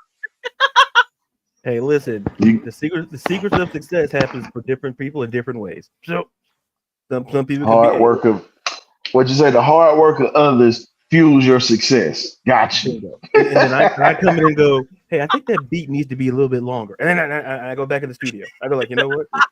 And this is why I said we need Mr. Brown in the building. Yep. I think we need to fix that beat. Hey, Keith, I got something for you. Listen. In that note, a little bit longer, it's going to bring the people in. You sure about that? You know what's that smell? I smell platinum. So I said you go in there and do it. Bam. Listen, I'm not going to say I'm responsible for Keith Sweat and some of that stuff. Maybe I left some notes and maybe he listened to it. Maybe he didn't. I left out and I went and got some wings afterwards. So I don't know what happened to the music now. I heard he heard the Keith Sweat. Hey, he heard the Keith Sweat reference when we said Raheem and Kirk, how deep is y'all love? I'm like, no, that's not the Bee Gees one. That's the different. No. The Bee Gees one is a little bit more, subtle. The Keith Sweat one, you shouldn't bring. How deep is your love? Some of them kids got here by that. So let's. How deep is your love? All the cognac and Keith Sweat, all bets are off.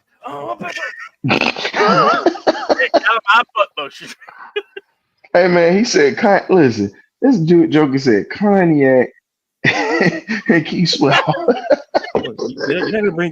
When you live to Keith Sweat, you just can't bring a box of wine. You got to class it up. No. So wait a minute, which cognac are you bringing? Are you cheap or are you actually gonna buy the good cognac? Are you buying E&J, you buying Remy, or you buying Hennessy? Listen. I'll go like this. It's gonna be E&J. Listen, I've seen it growing up, so I go with what I know, and that's what we're gonna do. And before we get into more legal trouble, I'll stay away from that question. Now, hey Chris, at least, hey C-Dub, at least he didn't say Mad Dog 2020 or Wild Irish Rose. Dude, you say Mad Dog 2020. The only acceptable one is grape. So I guess I don't know what you want me to answer, C-Dub. I don't know what's going on. Well, basically, I didn't know if you had an opinion about what we were talking about earlier, but also I wanted you to, what was it, before we do Back to Fiction, Sports App here brought up, who should the Falcons draft, and I don't mind ever saying, okay, well, let's talk about it now because hell, that's why we're here. What do Okay. So you bring me in for the draft stuff and not the other comedy No, stuff. no, No, no. I get it. I want you to talk- I get it, C-Dub. No, I don't do get that. Look, I if get you it. want, Hey, I hey. didn't know if you wanted Listen, to. That's my question. listen. All the great, comedy duos and someone has to be, I'll be that guy. I'll be that guy. All right. Don't rub your arm in concern. Now, and please don't do it that fast. We got people. We got people watching. Look, I already got the haircut, so I can't really, Listen. So I guess I'll start from, because something that was mentioned that I think should be a topic of discussion is Bill Belichick. To me, here's the thing, and I think I've said this on this show when I was giving a rant. When I was ranting, and I try to pull back from the ranting. My whole thing is, when we look at Bill Belichick, and I think Ryan hit on the head. I think we're too focused on what he did without Tom Brady. Here's the thing: Bill Belichick's resume, it goes to Cleveland. It goes back to those times with the New York Giants when it was Belichick, when he was Parcells' defensive coordinator. And listen, that Parcells tree. Listen. He coached some guy named check notes, Lawrence Taylor. And Bill Belichick has said that Lawrence Taylor is probably the greatest he's ever, and that's saying a lot because Belichick has coached a lot of Hall of Fame guys. Yep. A lot of Hall of Fame guys. And I say that to say this: what Bill Belichick didn't listen. The only position where I think he hit and missed on was wide receiver. He couldn't draft wide receiver to save his life because history kind of shows that. But when it comes to defense, he finds value and he knows when to cut the cord. Those are two very important aspects. He understands. I think me and C, he'll get rid of you a year before. Then it's like a relationship. You want to cut it loose a year before. Don't be miserable for that year. Get rid of it before, because what happens is you get a clean break, and you can find somebody else. It's to me, that's the way I look at it. And when I look at the organization, Arthur Blank is a good dude. He's done great for the community, but here's the problem. Raheem Morris, I understand why you hired him, because here's the thing. I believe he was talked out of hiring Bill Belichick. Oh, yeah. Because they basically pulled, we use a wrestling term, basically Rich McKay. They pulled like a sort of heel turn on Arthur Blank. Because Arthur Blank wanted Bill Belichick. He wanted a guy he saw for two and a half decades in New England success. And Bill Belichick could draft. Like I say, receivers, but he could draft defense. He could draft play. He found some guy named Tom Brady in the 6th round. The guy knows how to draft. The problem is that here's the thing. Some people are afraid to be successful. They fear it. And the thing I'm not. I know. Listen, Ryan, I know you're not, because we got that Chitlin tour, to work on. That's gonna be great, and it's gonna be successful. So I already know that. My thing is this: it feels like Arthur Blank should have took control and said, "Hey, I want Bill Belichick. We're gonna get Bill Belichick." Sometimes it's great to be nice, and sometimes you got to be that guy. Sometimes you have to be that person to go, listen, this is my team, this is my franchise, and I want Bill Belichick. But people look, his age, stop. Bill Belichick is still getting it done. That's why I say North Carolina is going to be a success because of Bill Belichick and the staff that he hired, which I saw is very good staff. He got a couple of former I think Jamie Collins, a couple of former Patriots, former Patriots guy on that staff. Remember his GM or whatnot, Lombardi, because Lombardi criticized us when we passed on him to take Raheem Morris. And he said the Falcons are going to get everything they deserve. Yeah. Yeah, and he was right. Yeah, Mike Lombardi. Listen, when people who know it, and that's the point. And when Louis Riddick, It was all there. And my simple thing, because I don't want to take up too much time, is simply to say this. Sometimes you have to go against even the people that you love for what you feel is right. Arthur Blank was right in pursuing Bill Belichick. Mm-hmm. Because he see Arthur Blank, the businessman, saw how successful Bill Belichick. Success sees success. The problem was you had Larry, Moe, and Curly who didn't like that. Yep. And they felt, oh no, hire Raheem. Raheem is safe. And this is what you get. And I said, at the end of the day, like, listen, Ryan hit on the head. Listen, you get a Louis Riddick and Bill Belichick in that building, this team would not look the way it does. Because they go after talent, they invest in talent. They're going to find those gems that Bill Belichick has done for the last, he did for the 2.5 decades. Whether it's free agency or the draft, getting, you look at how, getting guy like Teddy Bruschi, trading for a guy like Mike Vrabel, getting Rodney Harris, finding these free agents in these, and remember what Belichick also did. He drafted a Richard Seymour, who's now in the Hall of Fame, former Correct. Georgia Bulldog, by the way. Correct. Somebody understood what was down south or whatnot, because remember, he and Champ Vanderway. Yeah, and that's the point. And the point, Bill, that's what would have happened. But at the end of the day, and I'll be done by saying this. Sometimes in life, like I said earlier, you have to go against sometimes the people you love for what you stand for what you feel is right. Arthur Blank knew deep down that Bill Belichick was the right guy to fix this franchise. But he chose to listen to Larry, Moe, and Curly. And at the end of the day, we're paying for it. Because if someone asks you when they ask you, like, where do you see yourself in like 5 years? Where do you see this team? If this is what we're getting, we're going to, the more things change, the more things stay the same. So, like I said, it wasn't as fiery as you guys going back and forth, but, that's my 2.5 cents. Your 2.5 cents was perfect. Yeah.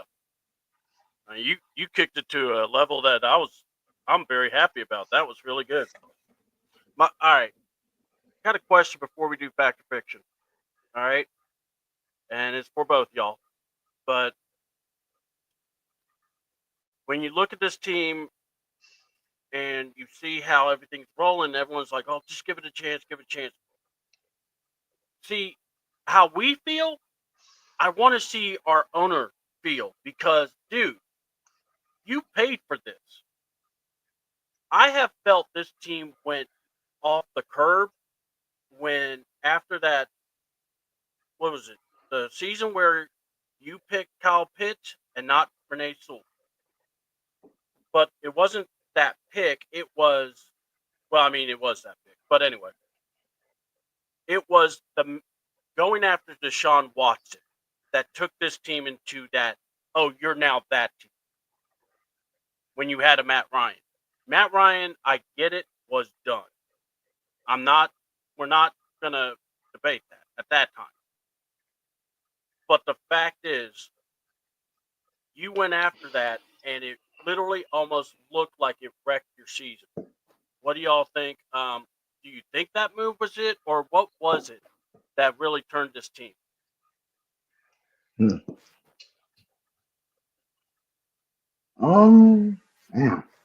that's a kind of complicated question there, sir. I know. That's why I asked it.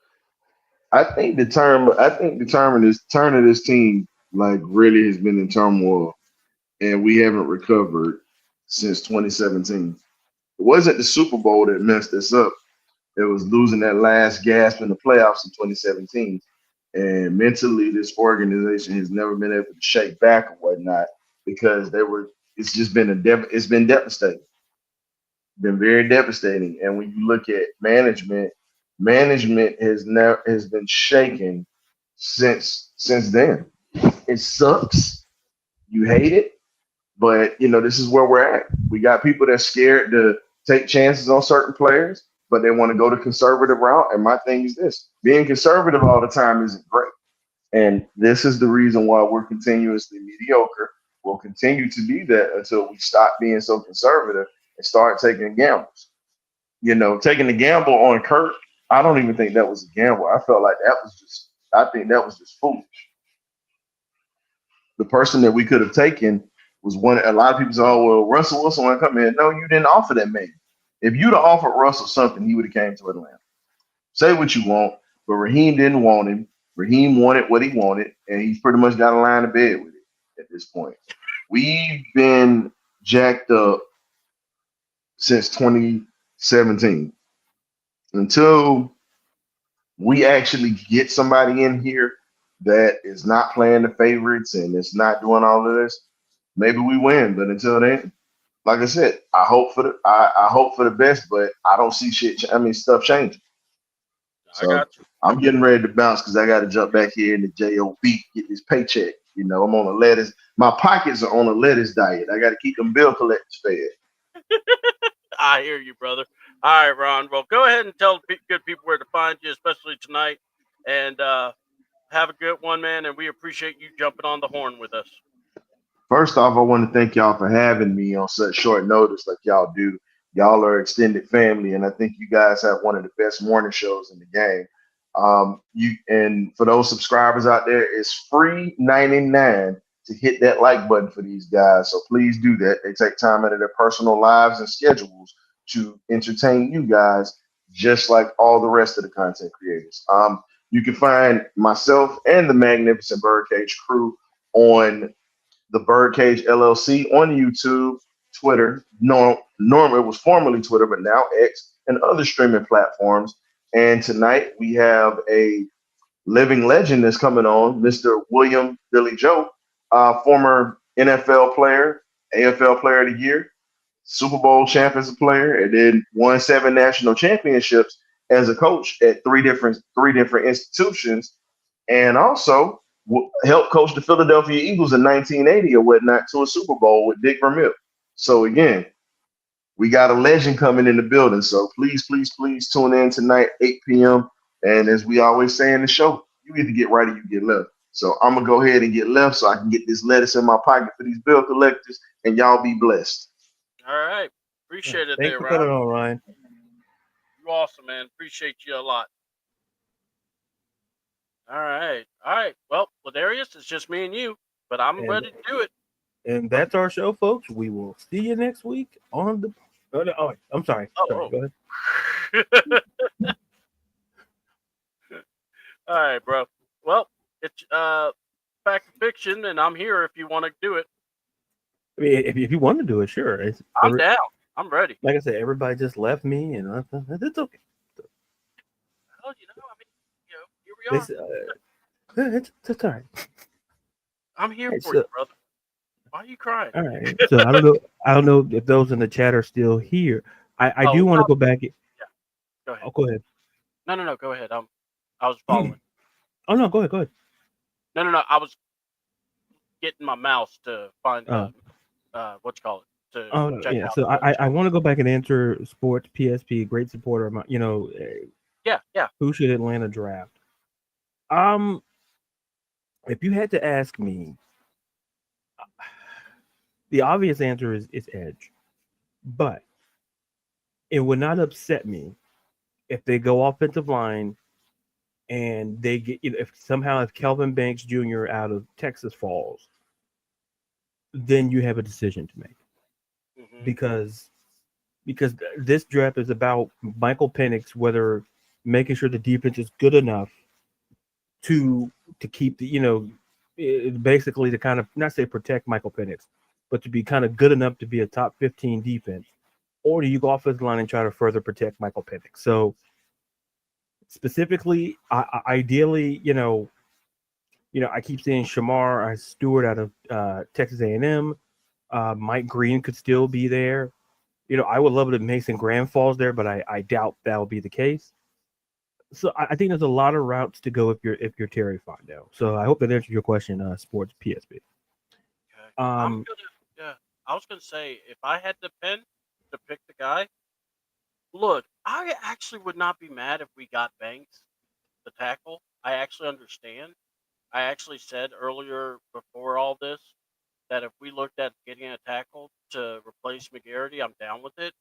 Mm-hmm. The only thing I've said though is that you need to either make a decision: do you move McGarity and maybe free up that money, or what do you do? Me personally, I still am leaning defense though. I mean, give me an edge, or give me a corner, or give me a safety. Yeah. So, all right. So we'll do fast. So if you're in the chat, you want to chime in, you can chime in as well. All right. So our first factor fiction question kind of semi ties into what we talked about. Factor fiction. The Falcons trade down in the NFL draft and select an offensive lineman. So factor fiction. The Falcons trade down in the NFL draft and select an offensive lineman. Ooh. Now you're telling me we're trading down, right? So I gotta say back. I mean, because if you trade down, and let's say the guys that you were looking at defensively maybe get picked, then yeah. And if let's say Banks is there, I ain't gonna be upset there because at least you traded down to pick up a pick, right? Yeah. Yeah. So I think that's going to be a legitimate decision they'll have to face Yeah. there. So keeping the train moving. The second question is Atlanta should draft at least 2 edge players in the upcoming NFL draft. So factor fiction, Atlanta should draft at least 2 edge players in the upcoming draft. Um. Hey, the more the merrier. And if the talent's there, I mean, especially let's say we trade down and we're able to pick up an extra pick. I'm all for it.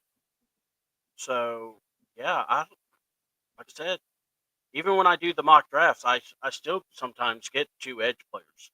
So it just depends on who's available. But yeah, I like that idea. The more the merrier for me. All right. All right. So number 3, Kirk Cousins will be traded on draft day. Fact or fiction, Kirk Cousins will be traded on draft day. Hmm. I will say fiction, but it will be done probably maybe the second day of the draft, maybe, or maybe a little after. I mean, if they get it done before and we get an actual pick this year, I'll be surprised. I really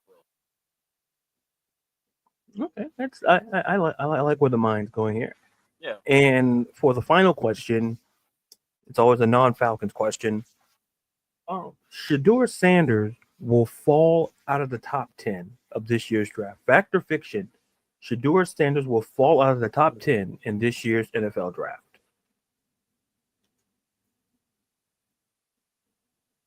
Trying to think about the teams that are in the top 10, and I'm trying to go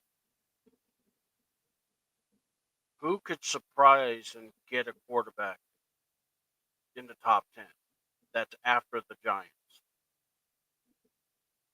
Um, no, because Seahawks, they're not that high.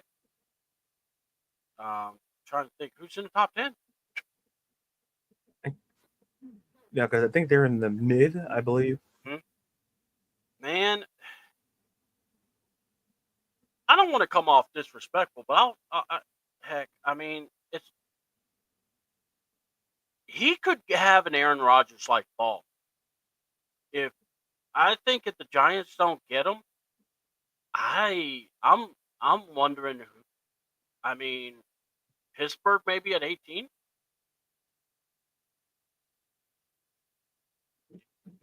Yeah, it makes it a tough decision. Yeah. And that's why, because the Raiders, yeah, they got Geno Smith, but Geno Smith may not be the starting quarterback in 5 years or the 3 to 5. Yeah, so And I bring that up because I think Cam Ward's gonna be the first quarterback taken, but where Shador falls kind of controls because I hear all this Jackson Dart talk because I don't believe Jackson Dart is a first round quarterback. No, I don't either. Unless some team just trades back in to the first round like the Ravens did to get Lamar, unless they feel that kind of high about him. Mm-hmm. So I don't know. It could be an Aaron Rodgers-esque sort of fall. Yeah. But I'm just very curious to see just where he lands because the Jets got their quarterback. Seattle could be interesting, but they got Sam Darnold. Yeah. So it's essentially comes down to what team wants Shador Sanders and sees him as a franchise quarterback. That's the penultimate question. And it could be a team that we're not even talking about that like even the Saints could be a part of that conversation if he falls that far. Given the whole situation with Derek Carr, and they may not be sold on Spencer Rattler as to what we saw last season. No, exactly. Which may not all be on Spencer Rattler, but still. So I would say if he falls, it would be very interesting to see who would be interested in him. Yeah. And I will say I'll say I think the Steelers. If he gets down to where the Steelers are, yeah, I wouldn't be surprised. I think the Steelers would take him. And if that's the case, and then Aaron Rodgers is there, it'll be the reverse of what happened to Aaron when Aaron got drafted by the Packers. He sit behind Brett Favre. So if that happens, and Rodgers goes to the Steelers, then Shador have to sit behind Aaron Rodgers. It may be just for a season because Aaron Rodgers is 42. So it's not a long-term solution there. So can you believe that they're really like waiting on him? Because I am like, I'm not. I'm not surprised because to me they could still be pursuers for Kirk Cousins, but looking at the offense, listen, I think Pittsburgh's going to throw the ball more, and if they feel that Aaron Rodgers at 42, I think he's in his 40s, is better than Kirk in his mid-30s, in his upper 30s, then I'm not going to question what Mike Tomlin sees because he's been kind of mum about it even at the coaches meeting. He kind of briefly talked about Aaron, but he didn't really go into great detail. Yeah. But it could be a situation where like Pittsburgh, like, look, if there's a good chance that, if they don't get a quarterback in the first round, that I just don't see them rocking with Mason Rudolph. We've seen that story. Oh, no. And it, right now he's the only quarterback on the depth chart. So if you get Aaron Rodgers, it eases your pain, but just for one season.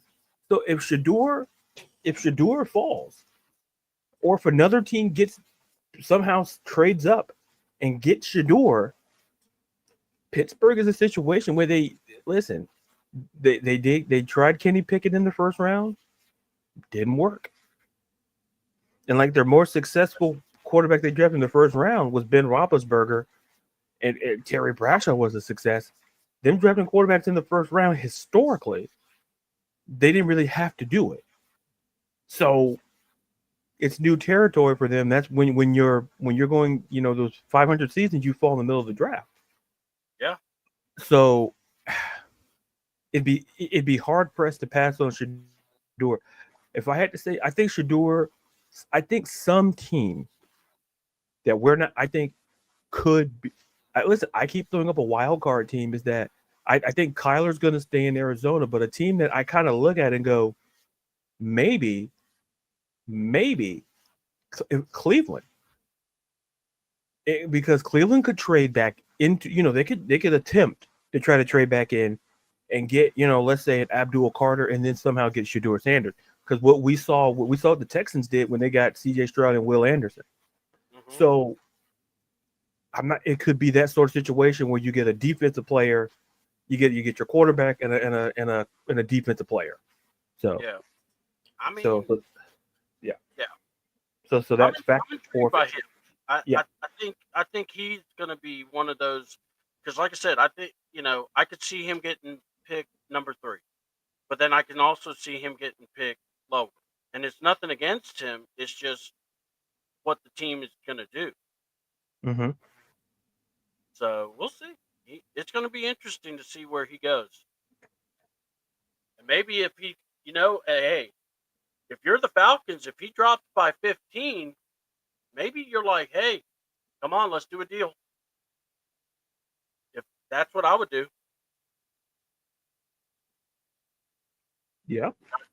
try to work a deal. I mean, because that's where you trade down. Who wants to? You can actually, because it's right. I think we're right above we're like, I want to say the Saints, or I don't know. I gotta look at that draft order. Look, the Saints are above us.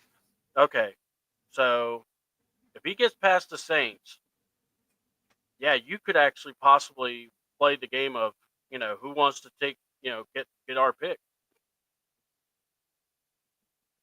You know, you may have to get some futures, but dude, you got to get something.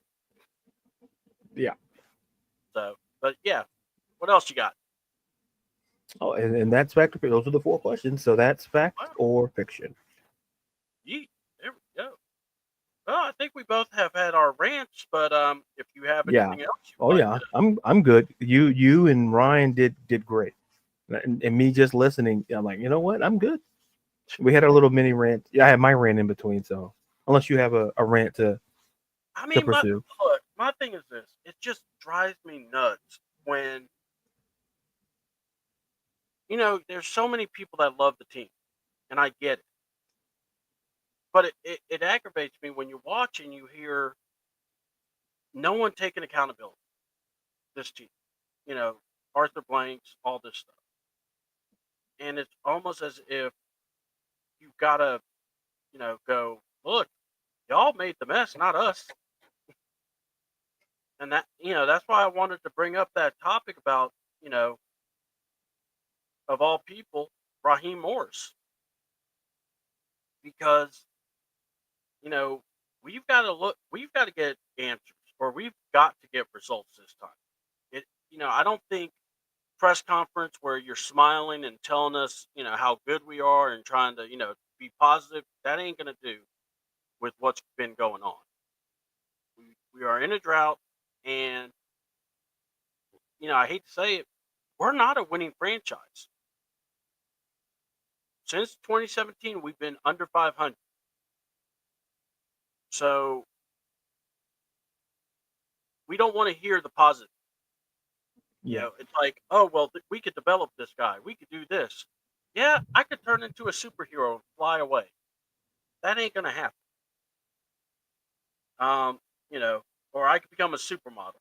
Last I checked, that ain't happening. You know, I may work out, but I ain't that hot.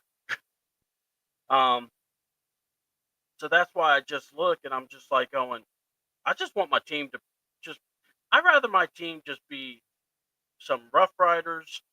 You know, we're not the best looking crew, but we're gonna play our guts out. We're gonna work hard, and we're gonna give you the best we got. But till we get that point, I don't know if we got the guy. He's got some time to prove it. Will he? I don't know, but we'll talk about it and discuss it and go from there. But Ladarius, go ahead and give out your shout outs and your where to find you. Sure. You can find me on Twitter and TikTok at Ladarius_Brown, Instagram Ladarius_Brown, writer editor for Beyond Women's Sports, previewing the women's Final Four. The first video, the game previewing South Carolina versus Texas, is up and out on both Twitter, TikTok, and on my YouTube page, Ladarius B. And the second preview of UCLA versus UConn, will be up around 1:00 on both more than likely Twitter and TikTok, and probably 2:00 on YouTube. So thank you to the chat. Thank you. I see Devin, Brian, Sports PSP, Miss Pam, excuse me, the Birdcage Ron, thanks for coming on and commenting as well. King Richie, thank you to Carrie, thank you to Ron, and all of those who watching and listening. It means the absolute world to me, to everybody else. And you guys just have a fantastic day out there. Yeah, and you know, 10 toes down. I'm with Ladarius on that. So appreciate everybody being a part of the show. Um, Without you guys, there's no show. So we really appreciate y'all so much for coming out, supporting us, laughing with us, joking around. And look, Devin, I know you were lost, but it's all good. We were just talking about some old fashioned uh, vibrations from back in the day that you could have gotten in trouble with back in the day. But you know, I will say one day I walked into a store and I did see Mad Dog 2020 and I just started laughing. I'm going, I wonder how many kids are buying this stuff. But you know, I just oh my god. But yeah, and so yeah, stay tuned. Uh we'll see how everything goes. We'll have to look up. Do you know when the draft is, Darius? Actually, I think I do. Give me just a second. Yeah, yeah.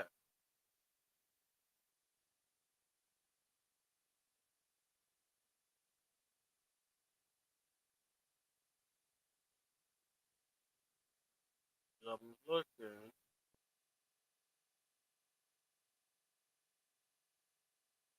It's Thursday. Yeah, it's the 24th, April 24th to April 26th. Oh wow. So yeah. So we'll be covering. We'll talk about covering and going there, discussing the draft, the first round, and maybe reactions to it, um, and going off that point. But maybe do a Friday. We may move our Thursday show to Friday that day to discuss what happened in the first round and go from there. But yeah, so we'll discuss some things with the crew and see if they're cool with it, and we will, keep you in the loop next week, depending on what happens. We may talk about, we may not. Look, if the Falcons were a really good team, they would actually give us nothing to talk about. But because they are who they are, they've been giving us this stuff to talk about every week, and it's been ridiculous. Like, yeah, I feel for Carrie because what was it? She did a tweet the other day going, "I'm just so done with Kirk Cousins. I don't want to hear about him." And then here we are doing a show. So, what do you think about the comments that they made? It's like, I'm sorry, but this is what the Falcons do to us. They just make us feel like we're the X's. Oh my god. So, and by the way, your lifetime analogy, spot on. I tried not to spit my coffee out when I was listening because I was like going, my god, that's the best analogy ever. So you, that was awesome. I appreciate you for that, man. You are great. I appreciate you so much. Appreciate Ron and also Carrie. Hope everything's going well with y'all, and thank y'all for being on the show. To find Ladarius, go to his channel. Go to mine, CDouble 28, on YouTube, CDoubleAWTN on X and Twitter, and then Twitter or X for Ladarius is underscore or Ladarius_Brown. Um, Guys, make sure you follow, and also his previews for the Final Fours has been really good. So definitely keep that up, man. I appreciate your work, and thank y'all so much. It is WrestleMania week, or it would have been WrestleMania week this week actually, but it's actually Final Four, so this will be the first time in a long time I get to watch the Final Four without worrying about wrestling. So let's see. And yeah, WrestleMania is going to be in 2 weeks, so we'll be having some good times, me and Ladarius. So y'all have a good one. I'm CDouble. We're out. Peace. Peace.